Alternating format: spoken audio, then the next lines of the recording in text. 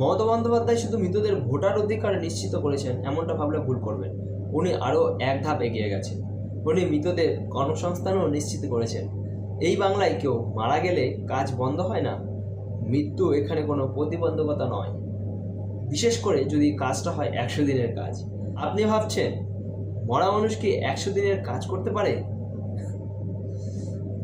উত্তর একটাই, এটা মমতা বন্দ্যোপাধ্যায়ের পশ্চিমবঙ্গ। এখানে মৃত মানুষ ভোট দেয়, এখানে মৃত মানুষ পুকুর কাটে, এখানে মৃত মানুষ হাজিরা দেয়, এখানে জীবিত মানুষ শুধু লাইনে দাঁড়িয়ে থাকে। অমল আচার্য যার মৃত্যু 2015, মনোরঞ্জন বিশ্বাস যার মৃত্যু 2011-তে। অবাক হবেন না, 2019-20 সালে দুজনেই সশরীরে নাকি তাই জানা মুশকিল হাজির হয়েছিলেন মানরেগার পুকুর কাটার কাজে। এ যেন নতুন model, ghost employment guarantee scheme, যেখানে কাজ পায় ভূত, মজুরি পায় অন্য কেউ, আর প্রশ্ন করলে বলা হয় সব ঠিক আছে, কাগজ তো আছে। বাংলা এখন শুধু শিল্প সংস্কৃতির রাজ্য না, এখানে বড়লোক সংযুক্ত উন্নয়ন মডেল টেস্ট, যেখানে জীবিত থাকাটা অপশনাল কিন্তু ভোটার আর শ্রমিক হওয়াটা বাধ্যতামূলক।